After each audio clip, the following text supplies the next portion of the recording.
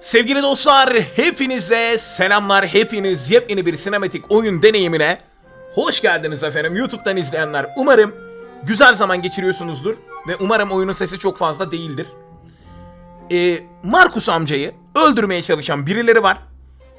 Bu gizemi çözmeye çalışıyoruz bu sinematik oyunda. Hemen başlayalım. Ve bir sıkıntı olursa chat bana zaten şey yapabilir. Bana info verir. Sesi, şunu bunu her şeyi ayarlarım. Canlı yayın esnasında oynuyoruz efendim oyunu. Bakalım. Hi Mum, I'm not going to make the virtual quiz tonight.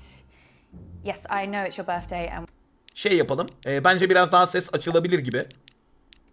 Sesi fullleyeyim. Ben arada durdurup konuşayım. Altyazı boyutumuzdan memnun muyuz efendim? Biraz daha büyütülebilir mi? Sanki böyle bir tık daha büyütülebilir gibi. Daha rahat okuyabilmek adına. Bu şekilde iyi gibi. Büyürse daha iyi gibi. Volkan'ım Crusader Kings 3'üm var. Ama oynamayı bilmiyorum. Senin için öğrenirim. Senin için öğrenirim, beraber debeleniriz. Hiç sıkıntı yok. Okey o zaman. Okey o zaman, tamam. We do it every year. And I realised that it starts in a couple of seconds. Yes, I'm an adult now and I make my own choices. And I shouldn't be petrified of telling my mum how I really feel. Kendi kendine bir konuşma yapıyordu. Akşamki yemeğe katılmayacağına dair ama ailesi öyle düşünmüyor galiba. Markus amcadan görüntülü arama. Hi, Uncle Marcus. I didn't expect to hear from you. Hey, kid. Listen, I'm really sorry that I missed you at the family meeting last week.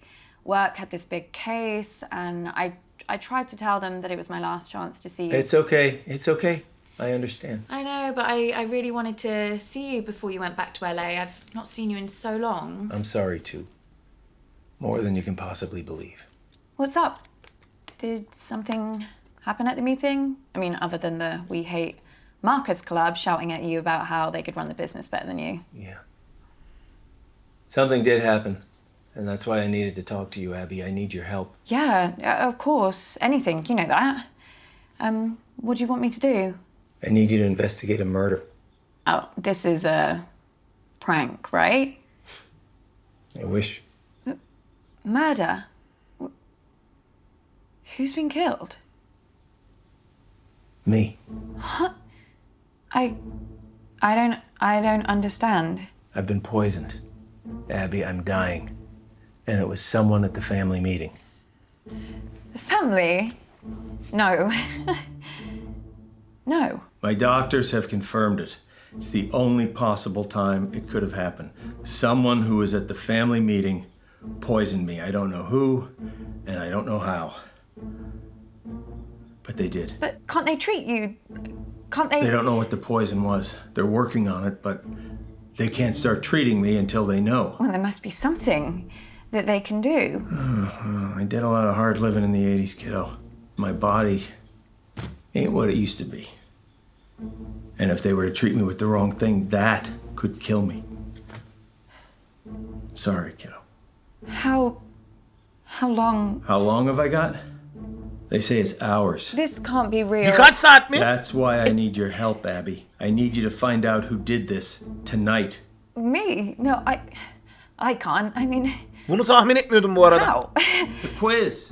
Everyone's gonna be there, Abby. You need to question them. Find out who in the family wants me dead. What if they find out what I'm doing? What will they think? Abby, I'm dying. Who cares what they think?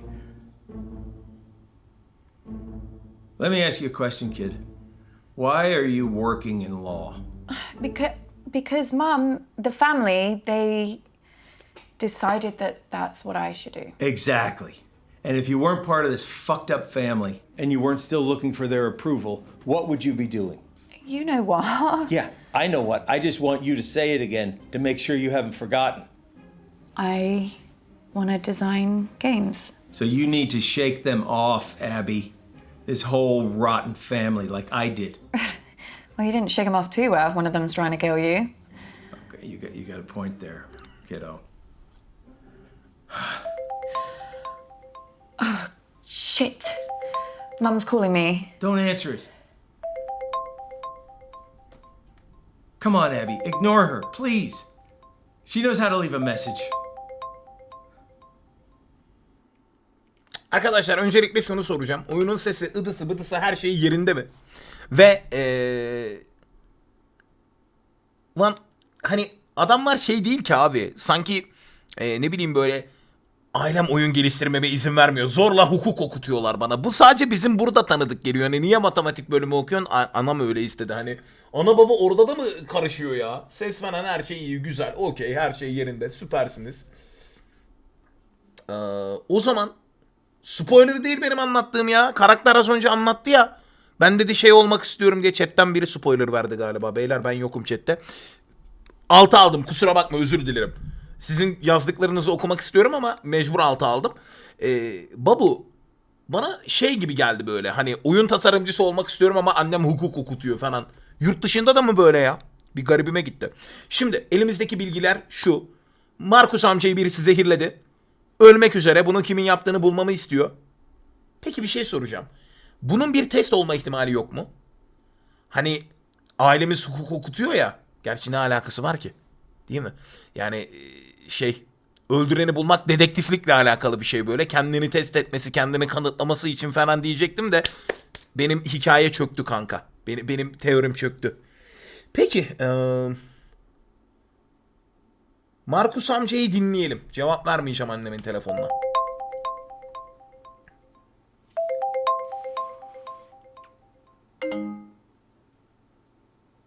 See?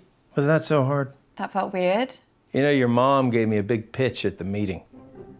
Told me that I should be selling my share to the rest of the family. I told her dad left me the business, and they would get my share only when they pried it from my cold, dead hands. Nasıl ya? I just kind of thought they'd wait a few years. They would never. You don't know that, Abby. Look, I've been having a lot of research done recently for my autobiography, and this family has got secrets, believe me. I wouldn't put anything past them. Well, I should really get to the quiz before Mum kills me. That wasn't meant to be a joke. I know. You can do this. I believe in you, Abby. You know them. You know what makes them tick, right? Use that to your advantage. What if I screw it up? Well, I am betting my life on that not happening. Okay. Gerçekten I'll hayatı try. üzerine bahse var I'll bu be arada. here, listening. I'll help as much as I can. Remember, Abby, find the poison, find the proof, find the killer. Abi bu arada bir şey söyleyeyim mi? Bunlar bizden senaryo çalıyor ya. Amcasını zehirledi. Neden? Çünkü miras için. Gerçekten miras için zehirlemişler herifi. Ailenin, şirketinin hisseleri bunun üzerindeymiş sanırım. Bak, kanıt olarak elimizde neyimiz var efendim? Jun teyze. Nasıl bir kanıtım var? Jun teyze kim? Ha, bunlarla alakalı kanıt. Kimler var abi elimizde? Toby adı verilen bir eleman var. Büyük anne var. Annemiz var. Lorit var ki bu Lorit'i Five Days'teki Sarah'ı canlandıran karakter. Canlandıran kişi. Brantley var. Bunlar var abi. Hiçbir kanıtımız yok daha elimizde. Soy ağacı. Büyük anne. Markus amca. Markus dayı. Teyzemizin 2 oğlu var. Anamızın 2 kızı var. Okey. Bu ailenin diyor çok gizli geçmişi var falan filan. Ulan miras davasına adamı şişlemişler galiba. Hadi bakalım.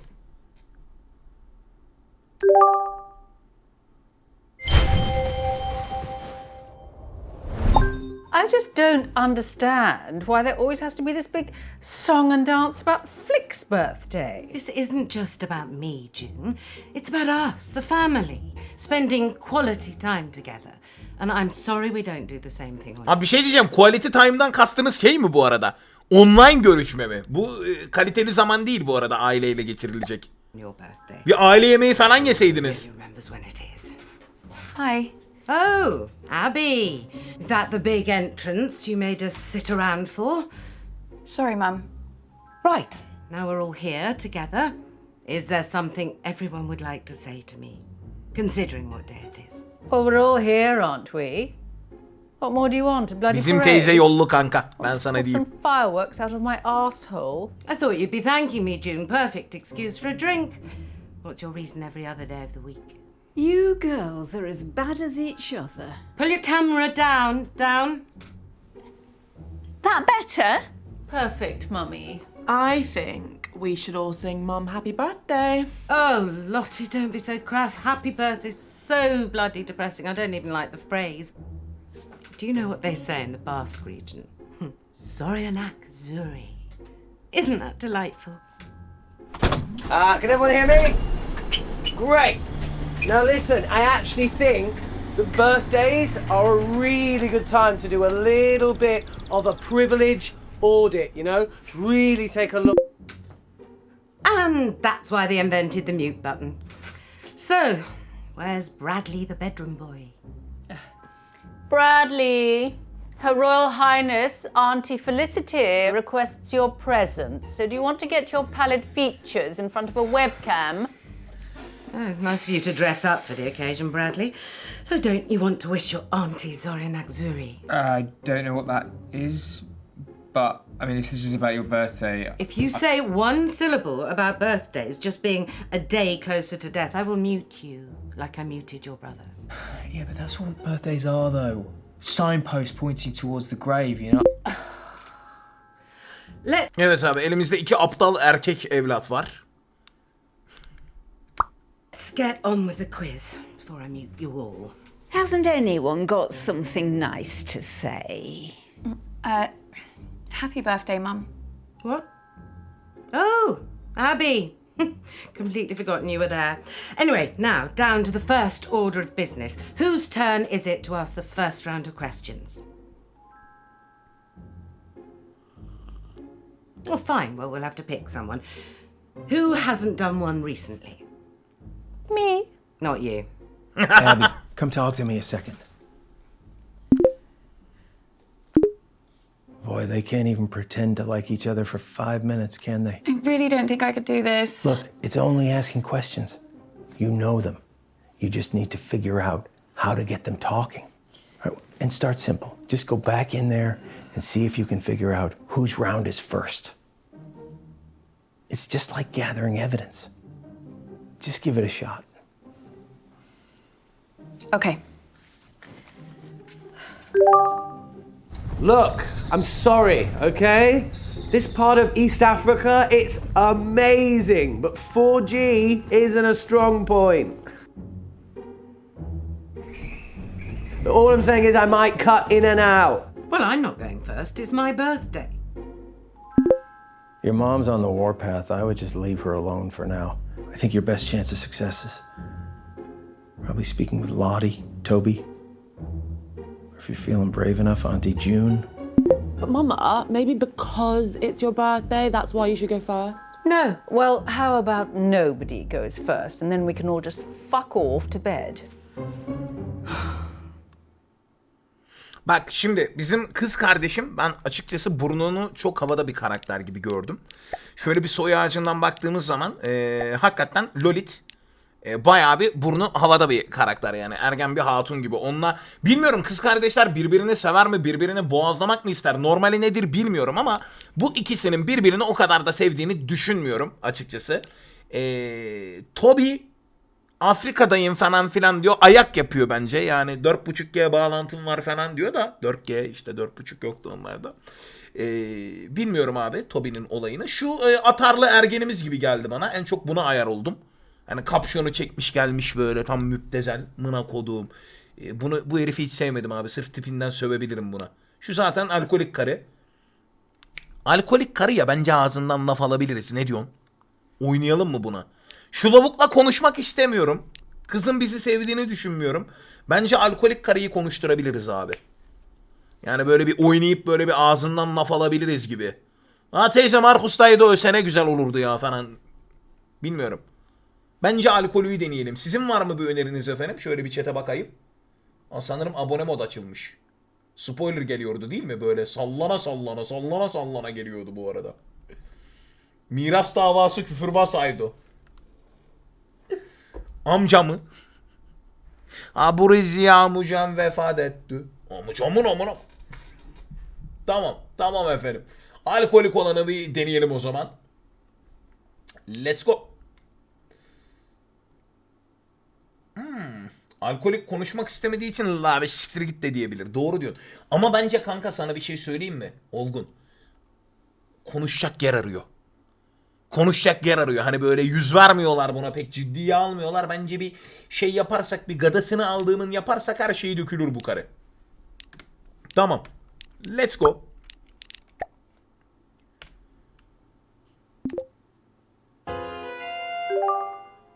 Teyze ne yapıyorsun? Bizim teyze kaşar bence. Sohbeti başlat. O sohbette olduğumuzu bile görmemiştir bu karı böyle. Ayakta uyuyor bu. Alkolden o mayışmış o. Hiya, Auntie June. I haven't seen you for a while. How have you been? Remarkable. Of all the conversational starters in the English language, that's the one you plump for. It's riveting. Oh, sorry. I was going to ask about... Olgun haklıymış. Kaşar. That was a disaster. I've had worse conversations with June. When I was 12, she cut up my shoelaces with a pair of scissors in front of me. And I was just sitting there thinking, I hope she stops at the shoelaces. Maybe try something different next time. I'm not sure if I want to next time. You gotta give it a try, kiddo. For now, come on, let's get back to the quiz. Olgun'un yalnız öyle çok isabetli atışlar yapması. La bir siktir git dedi, saldı hakikaten bizi. Olgun teşekkür ediyorum canım. Teşekkür ediyorum balım, eyvallah. Vallahi tek attı ya. If no one's going to volunteer, then I'll just decide. Lottie, you can go. I haven't prepared anything. The next words out of your mouth better be yes, mum, or so help me God. Yes, Mum. Oh, okay. I know. I've got like a live Q&A next month with Studio Magazine, so you guys can help me prep. Just ask a fucking question, Lottie. Okay. Amına koyduğumun yerinde diye mi çevirdi o onu? Sen neler diyorsun? Everyone pick your teams, please. Toby, do you want to team up with me? Did someone just say my name? Yeah, I was asking if you wanted to. Sorry, gonna have to speak up. Signal's breaking up. Do you want to team up with me? Still can't hear anything. Do you want... Oh, Toby, just stop pricking about and team up with your brother. Fine. Who's next? Teams? Yeah, I just need to go to the loo. Oh, Jesus Christ, Dad. What the hell is this quiz? Chaos. You play the whole thing in teams? Sort of. We pick a new team each round. Well, that doesn't make any sense. Yeah, I can't remember how it started. Probably some doomed attempt to make things fair or avoid another fight. You know what they're like. I sure do, kid. Are you okay? I've been better. You better go pick a teammate. Oh, I'm not starting with Mummy. I'll be through this bottle before the first question. Well, you getting through that bottle has nothing to do with Mum. Girls, behave yourselves. What would your father say if he saw you like this? Why do you have to bring Daddy into everything? I mean, you're talking to us like we were children. June started it. Kanka bence teyzeyi bir daha mı yoklasak acaba ya? Ben anneanneye yürüyelim diyorum. Anneanne böyle hani pofidik karı ya, bence öter yani. Ah anneannem ah falan diye böyle bir bilmiyorum. Sanki yaşlıları kafalamak daha kolay olur gibi geliyor bana, bilmiyorum. Gene laf vermez bence değil mi? Yani teyze kaşar. Teyze kaşar. Ben teyzeye oynarsam gene avucuma alıp dönerim gibi. Ana zaten ateş püskürtüyor. Sinirli siki verir maazallah. Büyük anneye yürüyelim ya. Büyük anneye yürüyelim. Yorgun Panda bir şey daha yaz, seni ben bir ölümüne göndereyim kanka. Tamam, Yorgun Panda'yı bugünlük şey yapalım, bir kenara alalım. Onu bir güne çıkarır mısınız size zahmet? büyük annenin olaydan haberi olmayabilir. Asıl ama bütün olayı büyük anne de gönderiyor olabilir Şahin'de. Bak ben öyle düşünüyorum yani. Bütün olayı belki büyük anne bile çeviriyor olabilir. Hani şimdi bak aile soy ağacına bakalım, ben sana teorimi anlatayım. Aile soy ağacına bakalım. Aile soy ağacına baktığın zaman Margaret diye bir şey var, böyle büyük anne var, tamam mı? Şimdi büyük baba Eddie mirasını eğer Margaret'a bıraktıysa ve Margaret'tan da oğluna kaldıysa bence bu teyzem bunu içerlemiş olabilir. Ama Margaret 1961'de ölmüş. Öldüğü için mal buna kaldı 1961'de. Ama doğumunu yazıyor ya. Ölümünü yazmıyor ki. Ölümü mü acaba? Öldüğü gün mü doğdu bu? Ay ne bileyim, bilmiyorum. Bence büyük anneden de malzeme çıkabilir ya. Bence büyük anneden de malzeme çıkabilir. Bir deneyelim. Bir deneyelim abi. Çünkü anne ateş saçıyor. Teyze laf vermez. Ben büyük annemi aldım. Hello, my gorgeous girl. How are you, love? I'm okay, thanks, Bak Nan. iletişim How are you? kurması en Oh, kolay don't bu. worry about me. Same as usual. How's work, love? Met anyone recently? When am I seeing you next? Question 1. We'll finish our chat later, love. I was recently interviewed by fashion icon Janny O for her YouTube channel. In that interview, I bravely revealed my biggest fear. What is it? Crikey. Well, she used to hate spiders, didn't she? Or was that you? Actually, now I think of it, that might have been Bradley. Which one of you was petrified of geese? Lottie is definitely scared of spiders, but she's kind of had this weird fear for a while about going bald. What a silly girl. Although I don't know if she'd admit that in the interview. Or in this quiz. I wish she was more like you, Abby, love. She's been spoiled by her father too much. That's her problem. Ben ne bileyim korkusu ne karının ya. Şimdi bak bizim kız kardeş biraz daha aptal olduğu için hani örümcek fobisi olduğunu zannetmiyorum. Kel olmak olabilir ya. Bak bizim karakter de sanki kel olmak diye hatırlıyorum, zannettim. Aleyhine chat abone modunda, sıkıntı yok ya. O az önceki çocuk çok boş yapıyor onu. Bugün böyle kafam kaldıracak gibi değildi. Hani şey diyorum oyunun girişinde, amcamızı biri öldürmeye çalışıyor. Katilini arıyoruz, daha doğrusu cinayete teşebbüs edeni arıyoruz falan. Spoiler, biri amcamızı öldürmeye çalışıyor. Bir spoiler daha, bugün annemizin doğum günü falan. Yani mal ilgi çekmeye çalışıyor da sussa ve izlese keşke, anladın mı? Çok gürültü yapıyor, kafamı şişirdi. Hatta bir kelime daha edersem şey yapacağım, permayı çakacağım kafasına da. Hiçbir kanıtımız yok ki. Hiçbir yerde bir kanıtımız yok. Ya bizim kız kardeşin tipine bakıyorum, sanki kel olmak gibi ya. Hani örümcek daha bana gerçekçi gibi geliyor. Kel olmayı çok kafasına takacağımı zannetmiyorum. Bence örümcekler. Büyük anneyi hatırlıyor olabilir. Örümcek değilim ya. Let's go with spiders.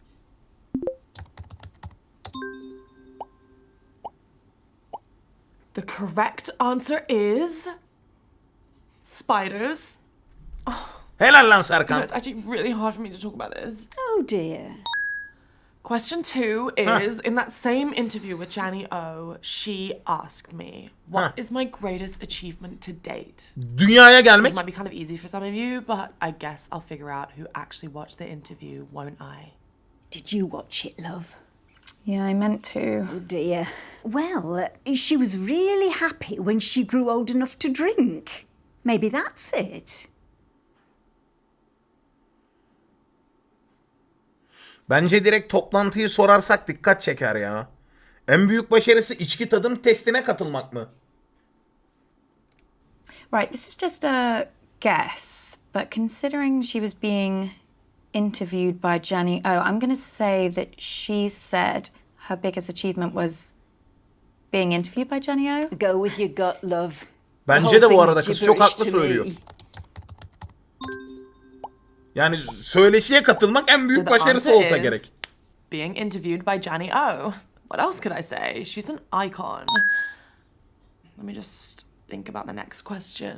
I never thought Lottie'd be the one to become famous. I mean, she's not famous. I always thought it would be Bradley. Your Auntie June was so desperate to Bak, push him into ipucu the geliyor. limelight. Now, of course, he's run a million miles in the opposite direction.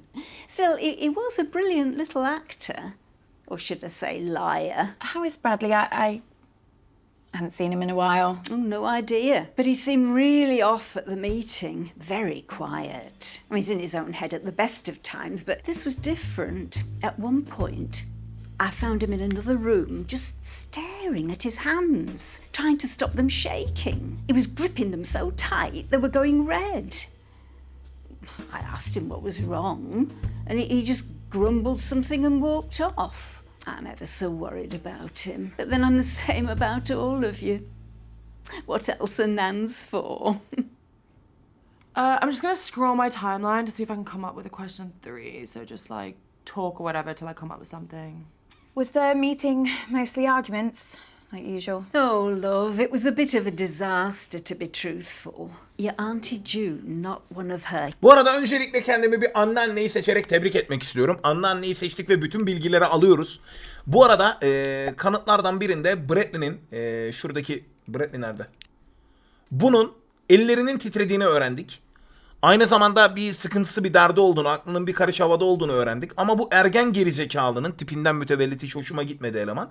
Bu ergen gerizekalının ben uyuşturucu kullanma ihtimali olduğuna da inanıyorum. Yani ellerinin titremesinin, gözaltının şiş olmasının ve hani yaşadığı bütün sıkıntıların sebebi bu herifin müptezel olmasından kaynaklı olabilir. O yüzden oyunun önüme attığı ilk yeme atlamayacağım. Hani elleri titriyordu, ellerine bakıyordu, hani zehir mi bulaştı acaba? Zehirlerken zehri mi bulaştırdı diye düşünmemizi istiyor olabilir oyun. Ama ben tam tersi bu adamın bir gerizekalı olduğunu ve müptezel olduğunu düşünüyorum.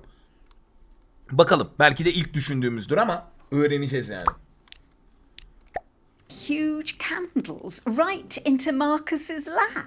Awful smell it was. Don't know why anyone would want that in their home. She must have to light another candle to get rid of the stench. Toby threw his drink over Marcus to put the flames out, but it didn't work. So your mother had to throw another drink over him. Thankfully that worked. But then Marcus said he burned his hand. Fair play to Lottie. She was the quickest to react. She got a cold cloth and put it on the wound. Bak. And Bradley got some painkillers for Marcus. Bir saniye. What would have done without those kids? Bir saniye, bir saniye, bir saniye. Bir saniye. Oh, this is a good one. Bir saniye. Kim dedi, ben duyamadım. Yarasına soğuk bez getiren kim dedi o? Bence açık, yani yaradan zehirlemiş olabilir. Yarasına soğuk bezi getirene kim dedi? Okuyabildiniz mi? Ben arada kaçırdım da. Kızlardan biri mi dediydi? Annesi üzerine içki şişesi falan fırlatmış işte şu karı. Yok, bu Julia teyze. Bu anamız içki şişesi falan fırlatmış. Biri bezle koşturdu dedi ama Lotti. Bu kız mı? Bu malda onu zehirleyecek IQ yok ya. Ablam hoş geldin. Lotti. Anladım. Aşırı kötü kokan mumu unutma. Toplantı kimin evindeydi? O detayı verdi mi hatırlamıyorum. Bradley ağrı kesici vermiş. Kanka o normal ağrı kesicidir ya. Ben zehri yara yoluyla bulaştırdığını düşünüyorum ama şu Bradley mi acaba? Bence bak ikidir Bradley'i işaret ediyor olaylar. Yani ağrı kesicide de şeyde de. Nurtaç ablacığım hemen sana açıklayayım durumu. Şöyle. Markus amcamız var bizim bir tane. Soy ağacından göstereyim. Şu. Markus amcayı geçen aile toplantısında aile üyelerimizden biri zehirledi. Ve Markus amca ölmek üzere. Zehrin türünü bilemezsek Markus amca ölecek. Aileden birinin zehirleme ihtimali garanti olduğu için kim zehirledi onu öğrenmeye çalışıyoruz. Şu an büyük anneyle laflıyoruz. Büyük annenin ağzından tıkır tıkır raflara alıyoruz. En büyük şüphelimiz şuradaki ergen piç. Kendisini hiç sevmedim. Bilmiyorum. Takığım. Bol bol da söveceğim ona bu oyun boyu. En büyük şüphelimiz bu. Elleri titriyor. Ve Markus amcaya ağrı kesici falan veriyor. En büyük şüpheli bu yani. Bradley. Ama ben bunun sadece uyuşturucu müptezalı bir gerizekalı olduğunu düşünüyorum. Yani oyun bence bilerek bütün şüpheleri bunun üzerine çekmeye çalışıyor. Hani aptal bir orospu çocuğu olduğu her halinden belli olduğu için buna oynamamızı istiyor bence. Yani ben gerçek suçlunun bu olmadığına inanıyorum.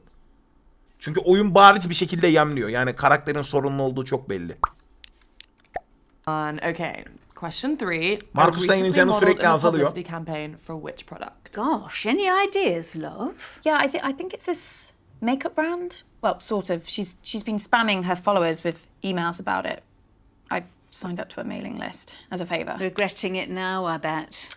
A little bit, yeah. Lottie keeps trying to make me get an email, but I'm not falling for it. This bald bloke on BBC One keeps going on about how the internet is essentially a giant scam.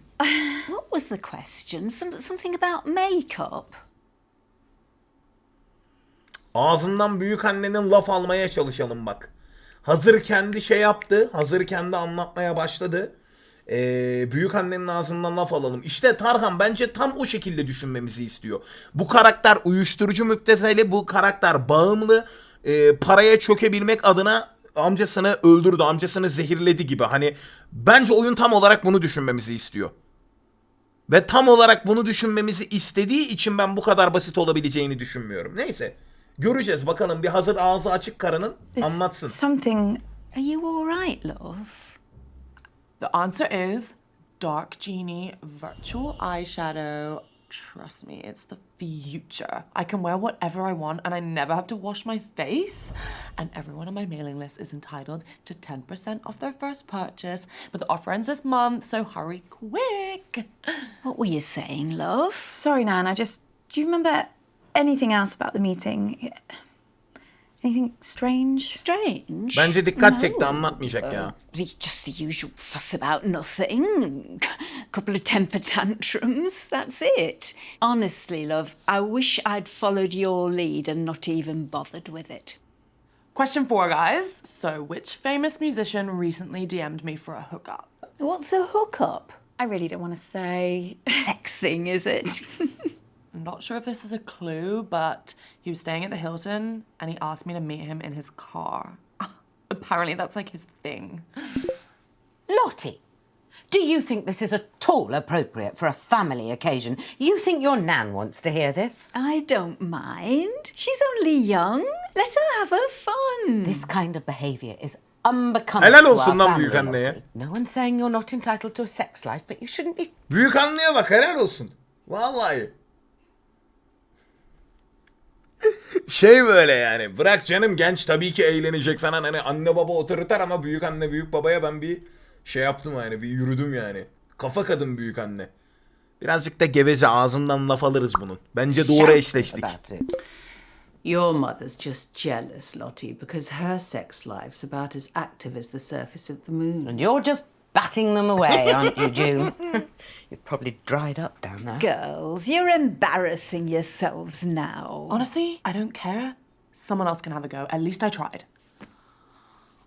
Oh, well, that's a shame. I thought we made a good team. Yeah, me too. It's been lovely talking to you, love.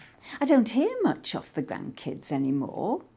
Well, apart from Toby, he's been phoning me a few times recently. Funny thing, he barely says a word, but I can tell by his voice he's been crying. It's like he wants to say something really important, and then he just asks me how I am and says bye. Hope he's okay. You'll tell me if he says anything to you, won't you, love? Yeah, of course I will. Well, I best pop to the ladies' room before it all starts up again. Bye, love. Bye, Nan. I am never teaming up with that freak again. I was only trying to make conversation. Bak. Şu benim en nefret ettiğim çar bu. Have you told Mum Bu about değil. your latest Önceki. purchase? Huh? He's bought a gun, Mum. Literally the very gun that was used to murder that famous astronaut. No, it's not the exact gun, it's the same make of gun. Right? There's a difference. Oh, for God's sake, you two. If I have to listen to you bickering anymore, I'm going to come up to Bradley's room and blow my own brains out. Your grandma sure loves to talk, but it wasn't all meaningless. Plus, I have some news that...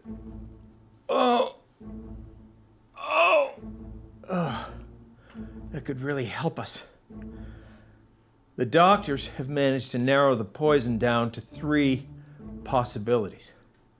So let's check out everything that we have so far.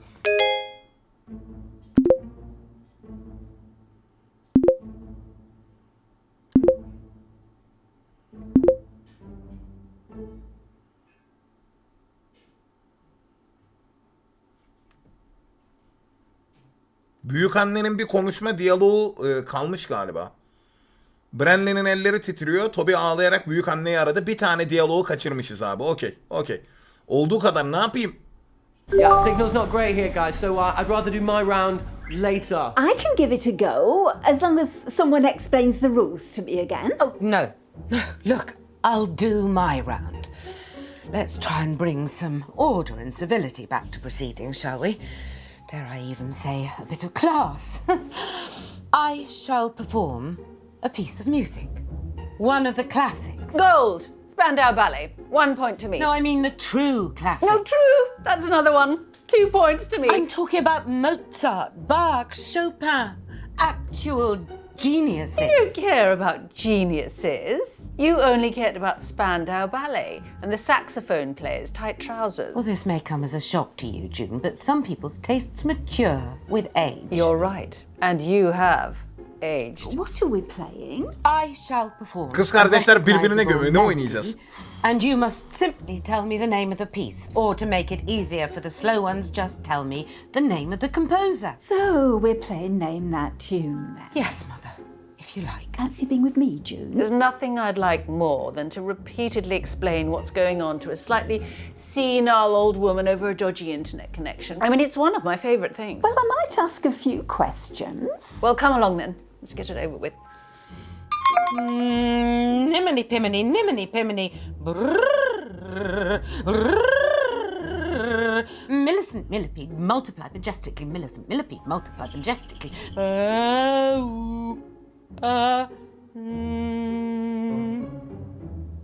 Teyze ne yapıyorsun ama? Kara büyü mü yapıyorsun? Ayin mi yapıyorsun? Ne yapıyorsun?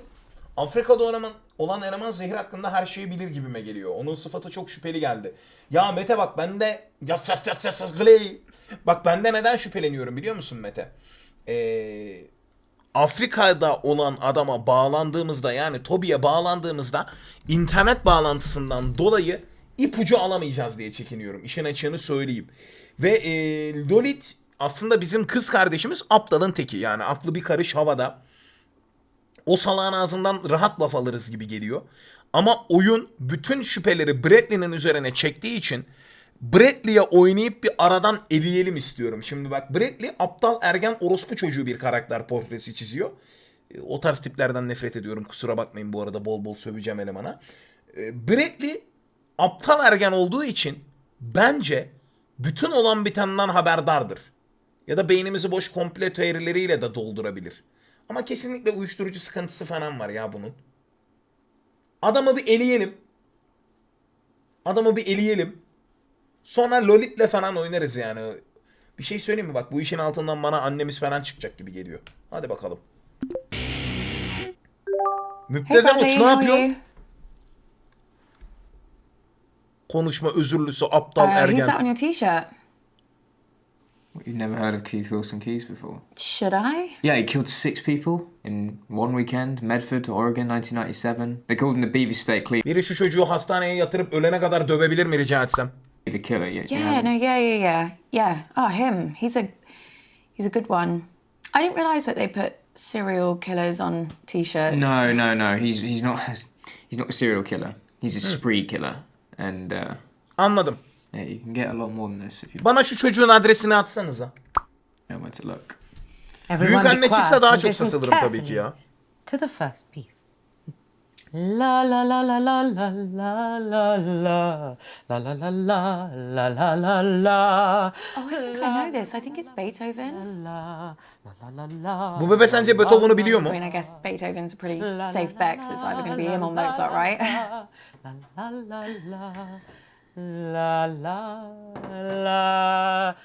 la.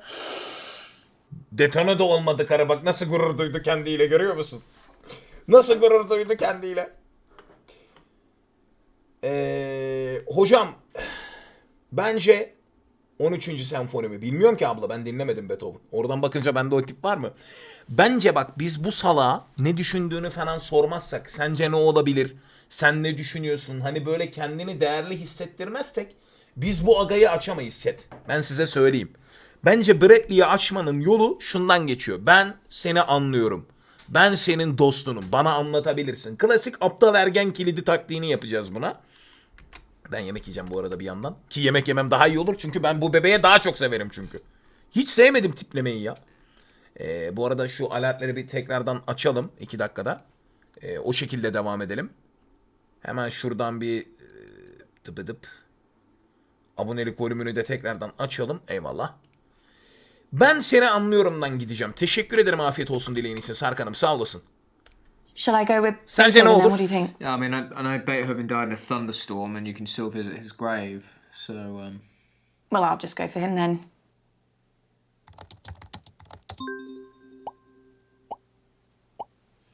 Yes, a pretty straightforward one to start. That was the sumptuous Für Elise by the magnificent Beethoven. Piece number 2. La la la la la la la. La la la la la la la la. Dum dil dil dil dil dil dil dum dil dil dil dil dil dil dum dil dil dil dil dil dil dil dum dil dil dil dil dil dil. Abla bunu dışarıda yapma. Vallahi alırlar içeri. Vallahi alırlar içeri.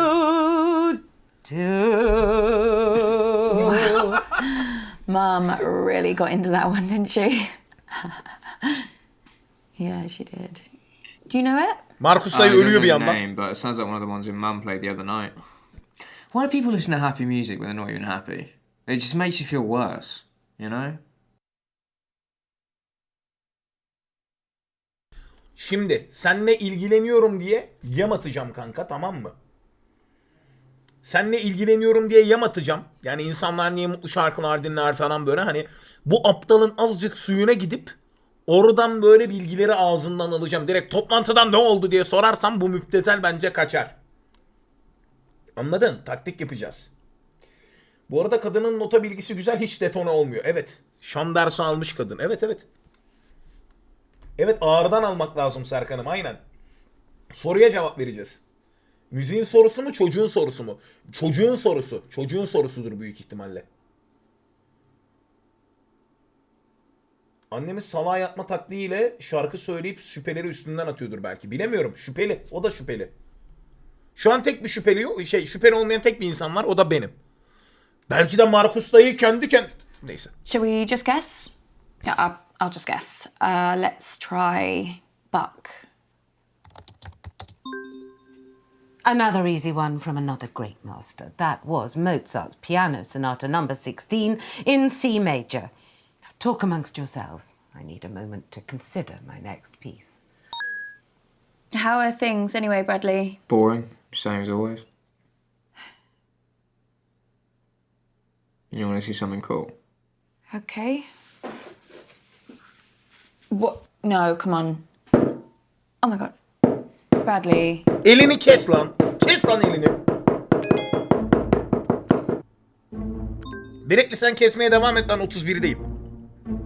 Abby, what are you doing? You gotta get back to the quiz, Abby. Abby!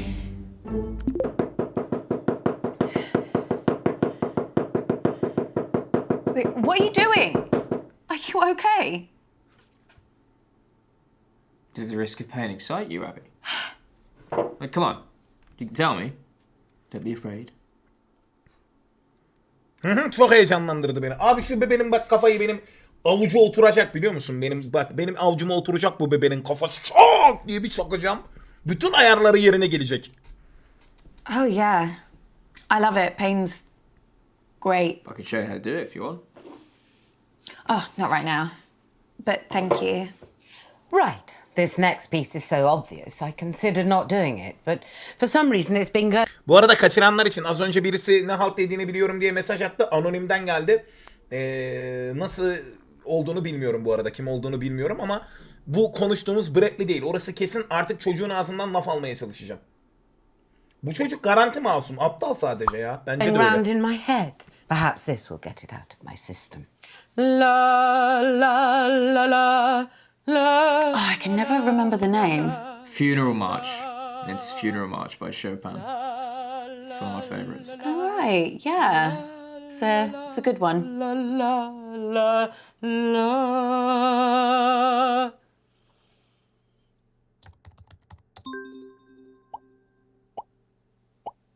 That piece was the incredibly moving Funeral March by Chopin.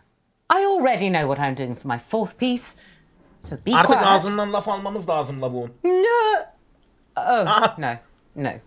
The humidity's changed. I can't sing in this. I could sprain something. Let's move on to the next round. So, Don't worry. You can go back to the normal people now. Lan hiçbir ipucu alamadık. Hay ağzına sıçayım. okay. Fabulous birthday so far, Flig. Do you think we're actually going to Ama finish a armut single şey ya. round this evening? Uncomfortable silence. My Bence favourite. masum ya herif.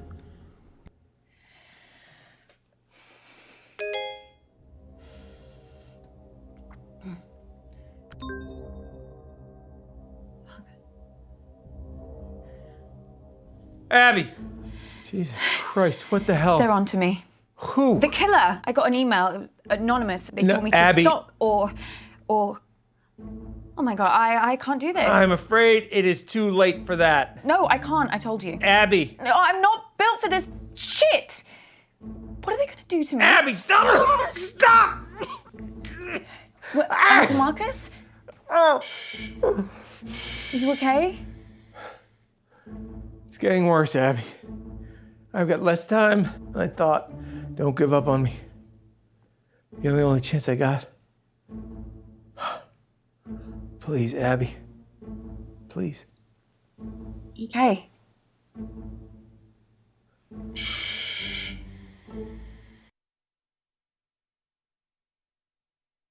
Evet, Bradley'nin ağzına sıçayım, hiçbir şey anlatmadı. Okay, listen up, guys.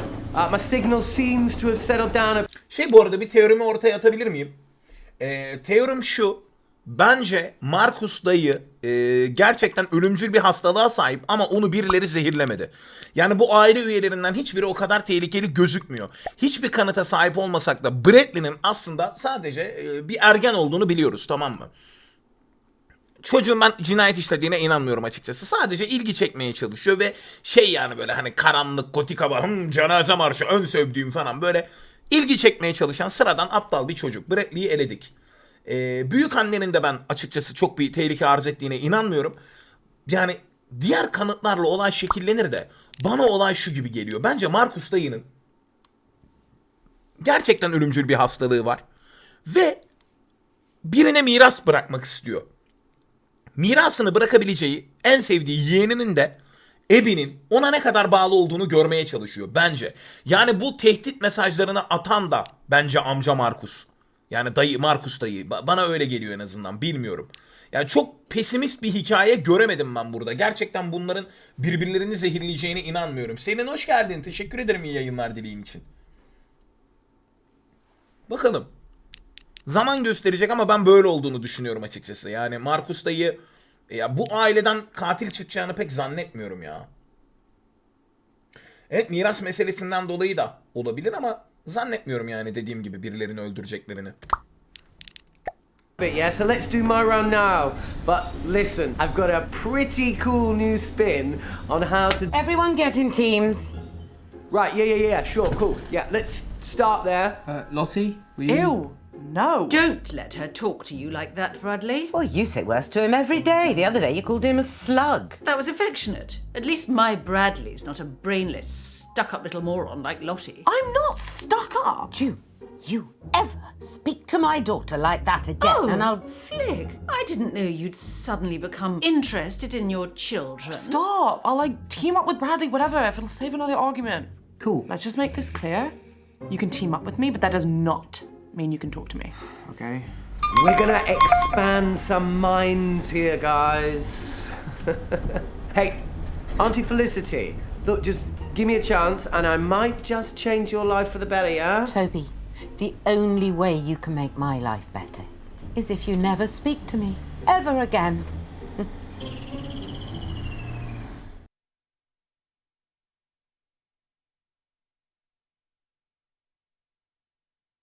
Bence anneyle oynamanın zamanı geldi. Ya da teyze. Bence teyzenin ağzından artık laf alabiliriz gibi. Anne çok tehlikeli gibi duruyor yani böyle bir sanki bir şeyler gizliyor gibi. Büyükanne'de açılmamış ipucu ama ondan alabileceğimizi aldık. Bence Büyükanne ile tekrar oynamak çok faydalı olmaz. Ama annemiz de çok uyanık ya. Onun ağzından laf alamayız gibime geliyor. Teyzeye mi dönsek? Bence teyzeye dönelim. Şimdi önce şunu anlatayım. Biz teyzeyle konuştuk daha önce. Teyze bize yol verdi böyle. Hani senle mi konuşacağım, çok sıkıcısın bilmem ne dedi. Yol verdi geçti. Ama şu an biraz açılmış olabilir gibi. Ben teyzeyi bir deneyeceğim ya. Hi. And just like that, I've got a headache. Sorry. So we're going to mix things up here, and we're going to be doing some of the workshops that I teach in the schools, and I'll be awarding points for empathy. Okay? Jesus Christ. That's not a quiz, No, Toby. it's so much more than that. This is an exercise where we can have fun and learn something. Just ask a question, Toby, like a normal person. Yeah, it doesn't really work like that. Toby, ask a fucking question. You've never supported me. Oh, God, you know what? Wait there. No, I knew you'd do this.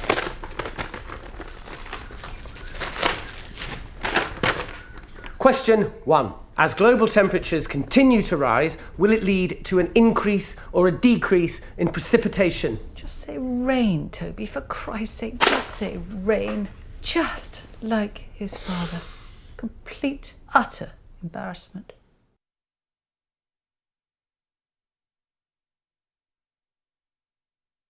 Bundan sonra oynayacağımız şer belli oldu. Toby'ye oynayacağız. Annesinin sorunlarıyla beraber o 4.5G bağlantısıyla bir şeyle gerçekten bülbül gibi şakır gibime geliyor. Bence tam zamanı. Bunun kamerası sallanıyor çünkü kendisi Afrika'da bir gezide. I think it might be decrease. Yağış azalır ya küresel ısınma artarsa. The answer is increase. Obviously, Nasıl ya? things are only gonna get worse unless we act now. You're going to lose me this quiz, aren't you, Abigail? Okay, question 2. To the nearest million. Senin şimdi şöyle, bizim amcamız zehirleniyor. Amcamızı birinin zehirlediğine inanıyoruz. Daha doğrusu amcamız buna inanıyor. Diyor ki senin sülaleden biri, bu 5 kişiden biri beni zehirledi diyor. Kim olduğunu bulmaya çalışıyoruz biz de sorular sorarak. Büyükanneyle konuştuk. Şu an online bir toplantıdayız, aile toplantısında. Sıra sıra aile üyeleri birbirleriyle görüşüyor. Büyükanneyle görüştük. Büyükanneyle görüştüğümüzde büyükanne şey dedi. Bradley'nin eli ayağı çok titriyor. Hani bu çocuğun sorunları var. Sorunun ne olduğunu sordum ama bilemedim dedi. Sonrasında da şey dedi. Toby ağlayarak her gün beni arıyor ama hiçbir şey konuşmuyor. Muhtemelen Toby'nin ağlayarak büyükannesini aramasının sebebi annesinin kendisini desteklememesinden kaynaklı. Yani cinayetli bir bağlantısı olduğunu düşünmüyorum Toby'nin. Her ne kadar Afrika'da da olsa. Yani Sinan abi bence de zehir bulmuş olabilir ama bilemiyorum. Sanki bana daha şey gibi geldi. Annesinin gözüne girmeye çalışan çocuk portresi verdi bana. Zaten hani şu an teyzenin ağzından laf alabilir miyiz, alamaz mıyız bilmiyorum ama bundan sonraki tur garanti Toby'yi seçeceğim çünkü zayıf noktasını biliyoruz. Eli ayağı titriyor dediği çocuk bıçakla it gibi oynuyordu ama unutma. Doğru. Ama şey yani o gün uyuşturucu kullanmıştır. Bu salak ergenden beklerim.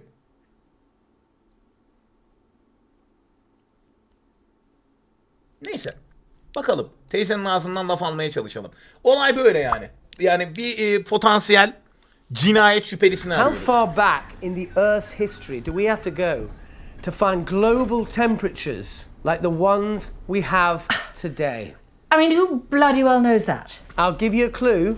The answer's pretty shocking, guys, okay? Just put something down, Abigail. You're never going to know this, are you? Okay, I'll try 3 million. Wow, someone actually got that. The answer is, it's 3 million years. Yeah, good job, Abs. Oh my god. I guess all my efforts are finally paying off. You know, I always knew I could get through to this family if I could just... For once, your mother had the right idea. Did you just mute him? Yes. I mean, how he thinks your random guess can reflect well on him, I don't know. Looks like he's finished. Yeah, hang on a minute, guys. I think I've lost a page. Yeah, just... Just give me a minute. Bak Toby'nin üstüne gitmeyeceğim kesinlikle. Toby'nin üstüne gitmeyeceğim kesinlikle. Toby ile kanka olup onun ağzından alacağım ben ne var ne yoksa. It was such a lucky guess, wasn't it? I can't believe that. I mean, what are the odds? Jolly good for you. Well, let's hope your luck doesn't run out because you're hardly going to know any of them, are you? Probably not. All that money your mother spent on your education. I demand a refund. Question 3. As a result of climate change, over 200 species of frog have gone extinct. And that's just since the 1970s. But what's the biggest threat that frogs face? I Ben might ne not have bileyim to guess this kurbağaların one. yaşadığı I actually saw a en büyük documentary tehlikeyi. the other day. You watch documentaries about frogs. Yeah, I guess. Well, it was about a lot of different animals. Anyway, I think the answer is disease. Warmer climates. Yes, whatever. But if you ask me, the biggest danger frogs face is the French. So, Put something down, Abigail, before he moves on. Onun Fransızlar olabilir mi teyzem, manyak mısın? I'll go with diseases. So the Manyak correct karı. answer is disease. Warmer climates mean diseases can spread very easily. So it's not just us in the firing line, guys. Well, that was easy. I know. Question 4. What percentage of the world's coral reefs have died over the past 30 years? Sick. I've had enough of this. Toby, are any of these questions going to be not depressing? I mean, normally just the sound of your voice is enough to make me want to end it all. It doesn't need any more encouragement. Oh, sorry, Mum. What, you want me to do more stuff on the fun side of our planet dying? You know what? I really tried with this, but I can tell by the answers I'm getting that none of you are taking this seriously. So, someone else can do around that. I don't care anymore. What a waste of time. Teyzeden de hiç ipucu done, alamadık. Auntie June, I need to... Look, something terrible has happened to Uncle Marcus. Oh, what else shit is he coming out with now? Has he got aliens coming after him? Is that it? What? The thing you have to understand about your dear Uncle Marcus is that he's a nutter. Complete paranoid fantasist. Do you know, 1 year, he thought his business partner was trying to kill him. Yesterday he was getting threats. Anonymous emails, anonymous. He's probably sending them to himself. So he got shutters put on all the windows, surveillance cameras everywhere. Do you know what happened? Nothing. Obviously. Your Uncle Marcus lost his marbles a very long time ago. He's dangerous. Don't trust a word he says.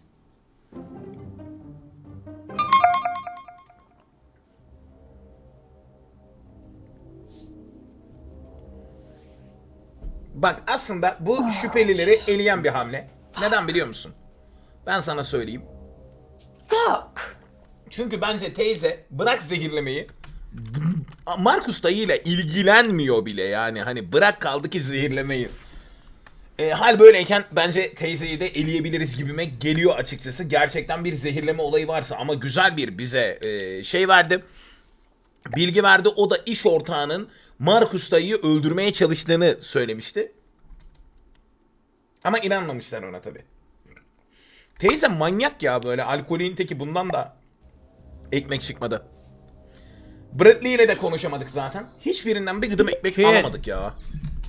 We need to talk. Abby, please. Please.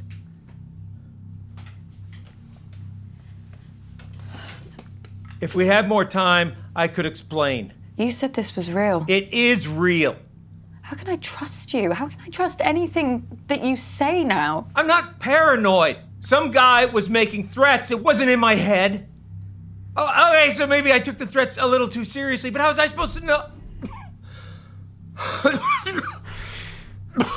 How was I supposed to know he wasn't going to follow through? How was I supposed to know that? As far as I was concerned, the guy was nuts. And then June got a hold of it, Abby, and the whole thing got twisted. And I don't know why I didn't tell you. I don't know.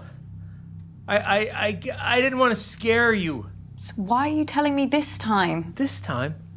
Abby? It just doesn't make any sense. You tell me the story that someone's tried to kill you, and now Now I find out that you've done this before. This is not the same. How? Abby, I'm fucking dying!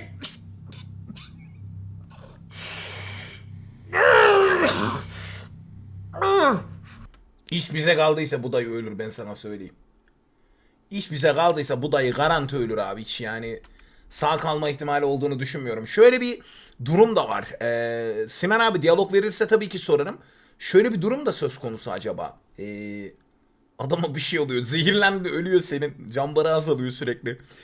Acaba diyorum teyzenin bu diğer olayla bir bağlantısı vardı da üstünü örtüp bu zaten deliye falan mı yatırdı? Hani biz teyzeden şüphelenmedik ama olayların üstünü örtüp bu deli ya, zaten buna sürekli tehdit geliyor sözde falan diye. Önceden bir adamı böyle bir deli olduğuna milleti inandırıp sonra mı çaktı zehri?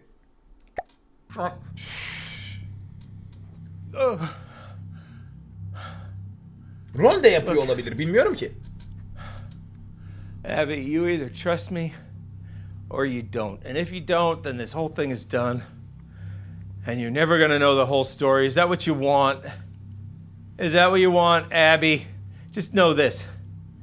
I'm the only person in this family that would never fucking lie to you. Ben sana güveniyorum dayı.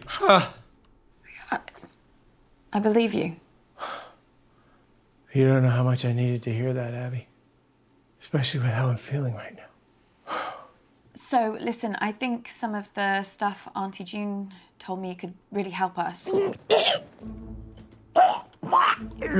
You okay? Fuck! No! I just spat out a bunch of fucking maggots! There's nothing there. Fucking everywhere! Uncle Marcus, I can't see any maggots. Fuck! Abby, get help! What? Fucking snake! This fucking snake, Abby, is choking me! There's nothing there. What? There's no snake. It's really not there.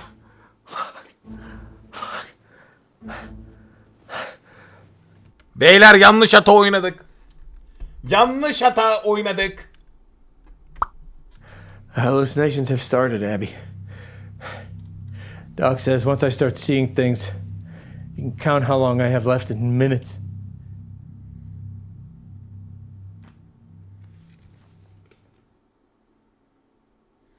Teyzeden de bir bok öğrenemedik. Abi biz öldü adam, öldü. Öldü adam, ben sana. Evet, zehrin yan etkisi de olabilir. Öldü adam, öldü. I better get back in there then. Wait, I'm sorry. I don't think I'm gonna be able to help you much longer. Uncle Marcus.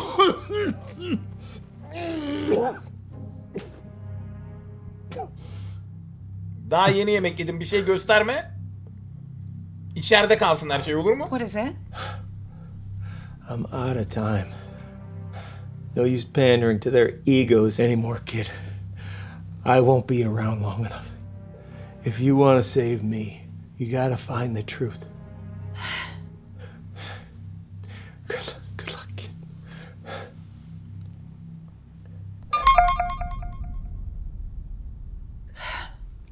Dayıyı uğurluyoruz, aynen öyle. I guess this is it. Absolutely not. I'm telling you, I can do it. This quiz has been enough of a disaster so far. Oh, let your sister have a go. It'll be chaos. Look at her. She's just had a couple of drinks. No harm in that. A couple of drinks. She's had a cellar full. Look, nobody has anything ready, but I do. I have questions, lots and lots of questions. Can I team up with you, Mum? Oh, I just know I'm going to regret this.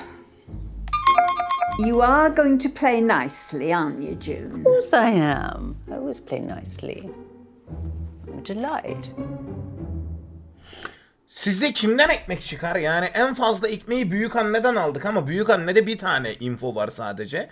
Bradley'den hiçbir info alamadık ama ben bu çocuğun tamamıyla masum olduğunu düşünüyorum. Toby'ye mi bir yürüsek acaba ya? Toby'nin aile problemleri var. Öldürse annesini öldürür bence. Oha yani. Eğer ailesiyle problemi olan da öldürüyor mu birini? Tozman afiyet olsun, sağ olasın. Bence bu mantıktan elenemez ya. İşte büyük anneyi her gün aradığını biliyoruz ya Toby'nin. Toby ağlayarak her gün büyük annesini arıyor. Belki büyük annesiyle işbirliği yapıp zehirledi. Sonra üzüldü falan, bilmiyorum. Bence ağzından bir şey kaçırın, aynen öyle. Toby'nin kafası çünkü bu karıya takık. Yani annesi sürtük olduğu için çocuğu yeterince övmüyor. O da hani beni de gör artık, ben de bir şeyler yapıyorum diyor. Biretli zaten müptezel bebenin teki. Toby'ye yürüyelim biz. Hi, Toby. What was that? Me? No, I thought I heard something outside the van.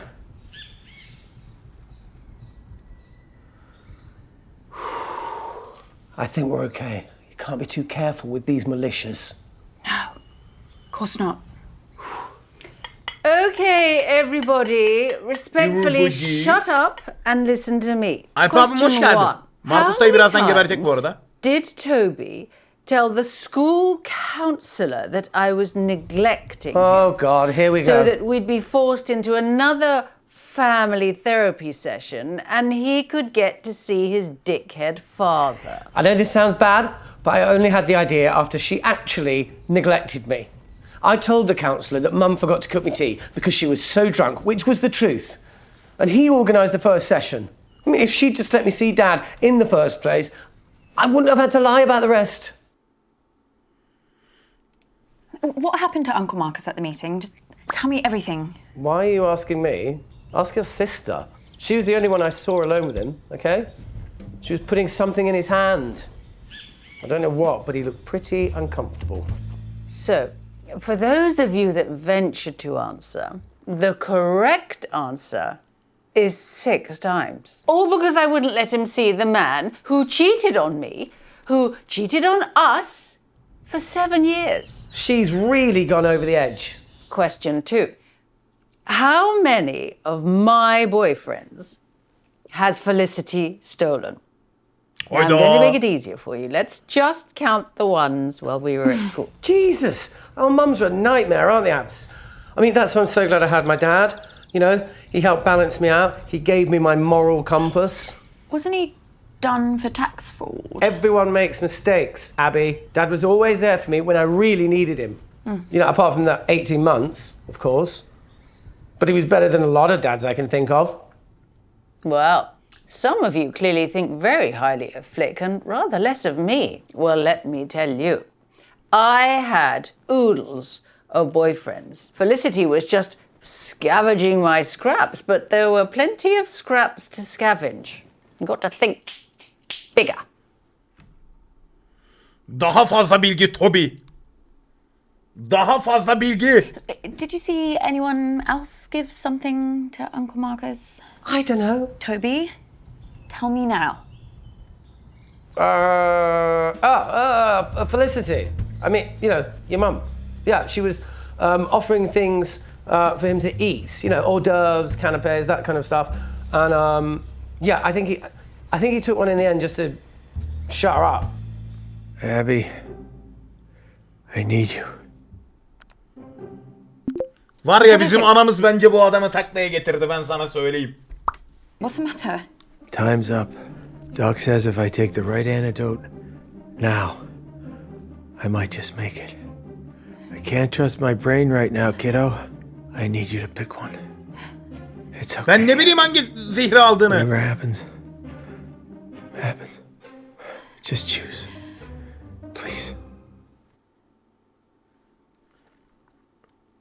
Birader, ben ne bileyim hangi zehri aldın. Şimdi halüsinasyon görüyor, öksürtüyor. Yani halüsinasyon gören ve öksürten, ciğer sistemine zarar veren dünya kadar zehir vardır mına kodumun yerinde. Ben nereden bileyim bunu? Civadır, halüsinasyon falan var. Tozmen, hocam şu an zehir seçiyoruz. Hani bana hangi zehri verdiklerini düşünüyorsun diyor. Bana bir zehir verdiler. Sence hangi zehri verdiler? Hani zehri doğru tahmin edersek doktor panzehir verip beni kurtaracak diyor. Bunların hepsi zehir. Ama hangisi bilmiyorum. Elimde hiçbir ipucu yok. Sadece annemizin bu adama yemek götürdüğünü biliyoruz. Bradley'nin elinin ayağının titrediğini biliyoruz. Toby'nin de her Allah'ın günü ağlayarak büyük annesini aradığını biliyoruz. O zaman polonyum. Abi ne bileyim, halüsinasyon yapıyor, şey yapıyor. Civa bilmiyorum ya.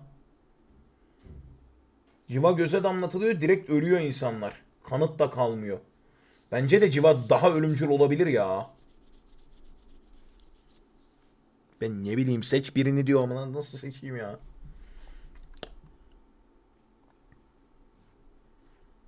Herkes civa dedi, gönlünüz kalmasın. Talyumda kusma bulantı falan var diyor. Evet, kusma bulantı var. Halüsinasyon var. Beyler her türlü bilemeyeceğiz zaten. It's thallium. If you say so, kid. Dayı bana güvenme. Bana güvenme, ben attım. Chin chin. Bence oyun yapıyor ya. Yani ya prodüksiyonları az ya da oyun yapıyor herif yani. Gerçekten bilmiyorum. Ne yaptı? Yanında 3 tane birden panzehir taşıyordu ve...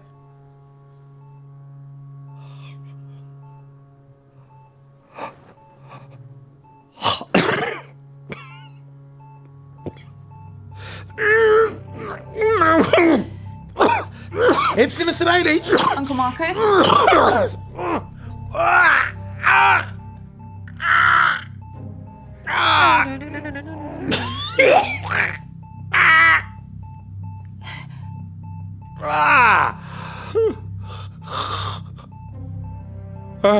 Biri geldi, hel mi bastı adama?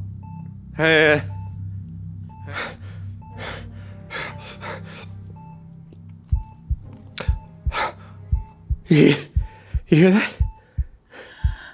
You hear that?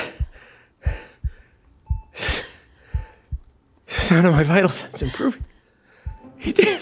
Yalan ya, yalan. Sittin sene mümkün değil. Sittin sene mümkün değil. Bu adam bize oyun yapıyor kanka.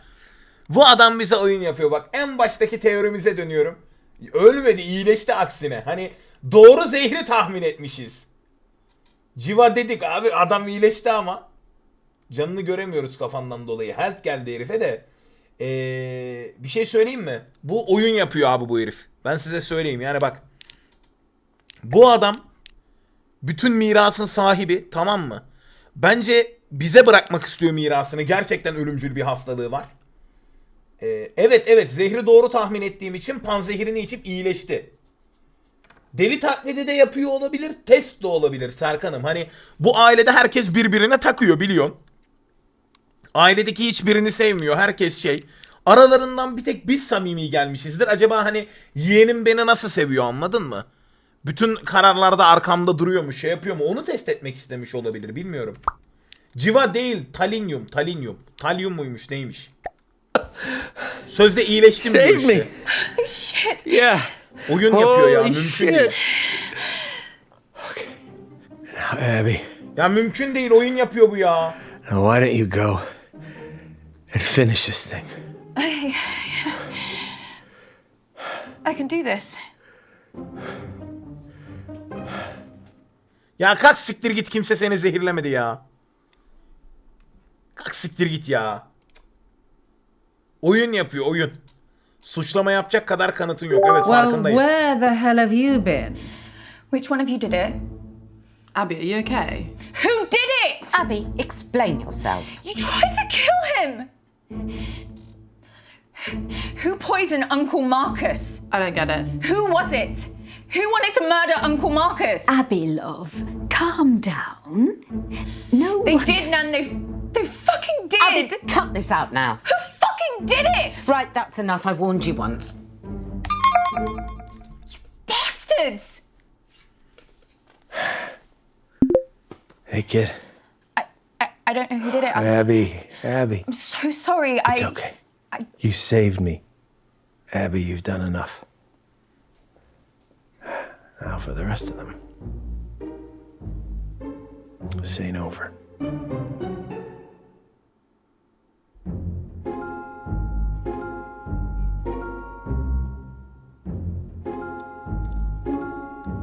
E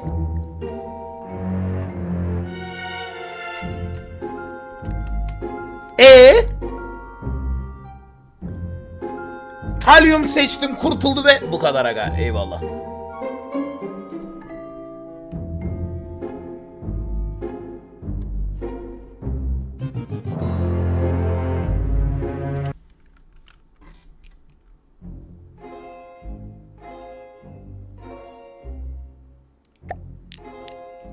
Tamam aga, yani bana fark etmez. Bana yeter bu kadar.